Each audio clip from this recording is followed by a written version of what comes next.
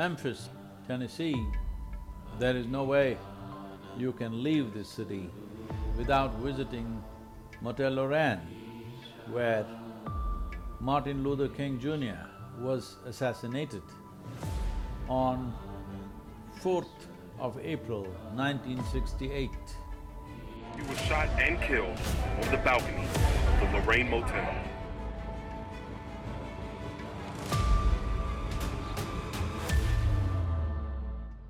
An event that sent shockwaves reverberating around the world.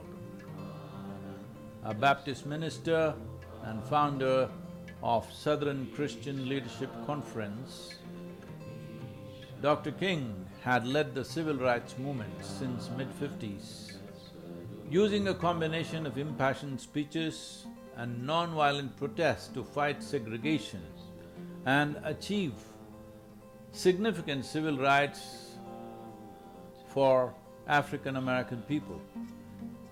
Martin Luther King Jr., hugely inspired by Mahatma Gandhi's freedom movement in India, which was fought with the tools of non-violence, of non-cooperation. The tools of non-violent movement, the outpouring of anger and anguish and angst among the black Americans, as well as a period of national mourning that helped speed the way for an equal housing bill that would be the last significant legislative achievement of the civil rights era. The significance of Dr. King cannot be overstated because today America stands as a proud democracy among the Committee of Nations only because of the civil rights movement. Without equal rights for all human beings living in this country, this nation would not have been able to rise itself to a leadership position in the world. Civil rights movement, a key development in the evolution of the nation towards becoming a world leader.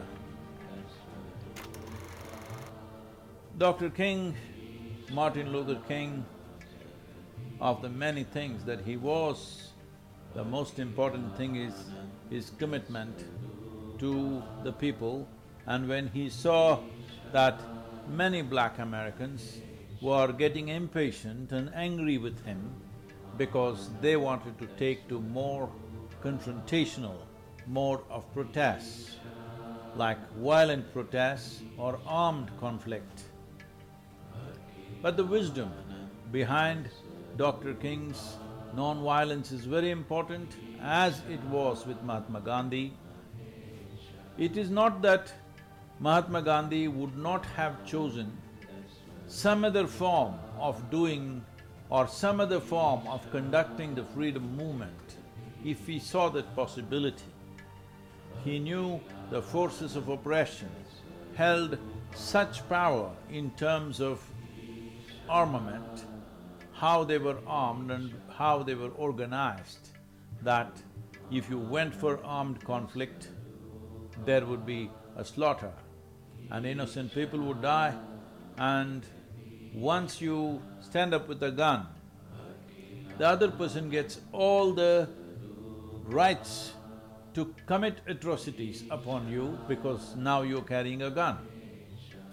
So, it was profound wisdom within Mahatma Gandhi's understanding of politics, the Indian people, the culture, where it is not a militant culture, very docile culture.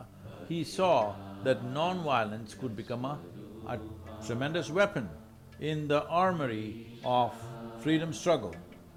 So, that further enhanced the value of non-violent mode of fighting for India's freedom, and that was replicated here in America by Dr. King and replicated by Nelson Mandela in South Africa. In all these places, the oppression that was happening to a certain people was overcome without really firing bullets at your opponents or your oppressors, but by the dignity of non-violence. It takes much more courage to be non-violent, looking at the barrel of the gun or a bayonet or a baton that could crack your skull and still remain non-violent.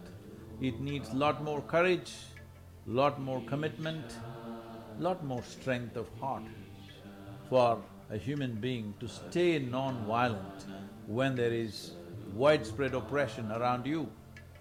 And the oppression is not of one day, it has continued for generations. So, we have to bow to these human beings who inspired thousands of people around them to stand up in a non-violent mode to a violent oppression, not going by an eye for an eye business. As Mahatma Gandhi said once, if we go by the principle of an eye for an eye, we will have a whole world full of blind people. So, this movement in America in the 60s, led by Dr. King largely and many other leaders, in a way did not come to an end in Memphis. They managed to take his life, but it did not end in Memphis. It continued on to bring equality, to bring some sense of justice to the people who had suffered a couple of centuries of slavery and injustice. Well, unfortunately, the fight still continues to some extent. In recent times, there has been Black Lives Matters movement, which is in a way a small ripple from the 1960s civil rights movement. It's unfortunate still some people have to fight for equal nomination in a society. Though by constitution and by law, all citizens are equal, still socially, culturally, that has not happened. Still, even in systemic expression of law, that is not happened, so still people are fighting for it. These fights should not continue for long. I am not saying people should not fight for their rights, I am saying people's rights should not be taken away and there should be no need for fighting for your rights. Rights have been given to us by our constitutions. It is not necessary for us to fight on the streets. For this, a society needs to evolve out of one's prejudice of race, religion, caste, creed. Time has come. In honor of these great human beings, particularly these three that I mentioned, Mahatma Gandhi, Nelson Mandela and Dr. Martin Luther King Jr., who took to non-violent modes and set a new phenomena on the planet that you can fight oppression without you responding with the same coin, not of revenge, not of vengeance, but of peacefulness. Well, they even spoke about love for those who've been oppressing you. This is a new phenomenon.